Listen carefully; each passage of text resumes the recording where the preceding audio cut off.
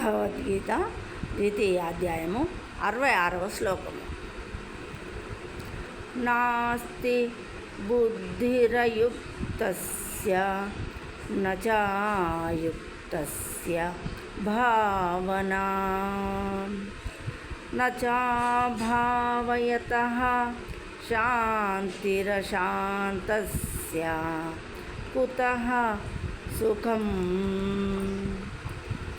న అస్తి ఉండజాలదు బుద్ధి విశుద్ధ బుద్ధి అయుక్తస్య కృష్ణ చైతన్యము లేనివానికి భావన స్థిరమైన బుద్ధి నచ ఉండదు అయుక్తస్య కృష్ణ చైతన్యము లేనివానికి అభావయతః స్థిరమైన బుద్ధి లేనివానికి శాంతి శాంతి నచ ఉండదు అశాంతస్య శాంతి లేనివానికి కుతః ఎక్కడిది సుఖం సుఖము.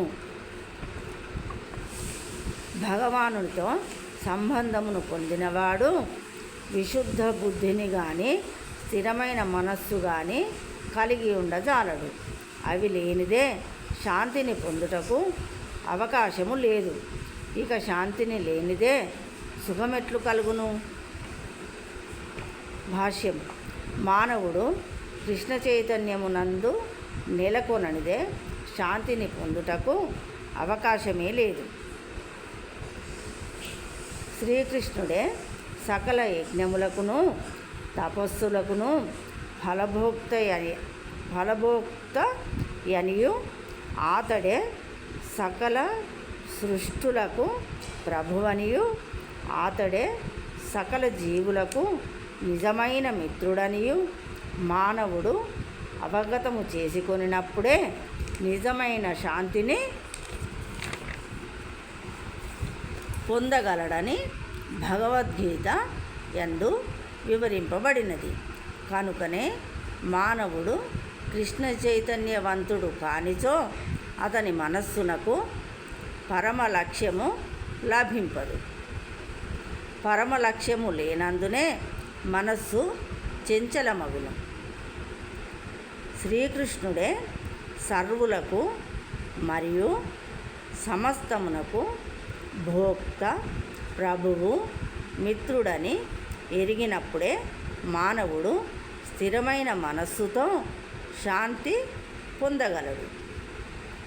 కనుక శ్రీకృష్ణునితో ఎటువంటి సంబంధం లేకుండా వివిధ కార్యములలో నెలకొనినవాడు జీవితమునందు శాంతిని ఆధ్యాత్మిక పురోగతిని సాధించుచున్నట్లు పైకి కనబడుచున్నను వాస్తవమునకు అశాంతితో ఎల్లప్పుడూ ఆందోళన చెందుచుండును.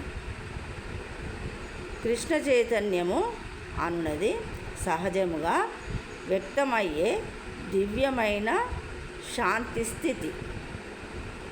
అట్టి దివ్య స్థితి శ్రీకృష్ణునితో గల దివ్య సంబంధముతోనే ప్రాప్తమగును. జై శ్రీకృష్ణ.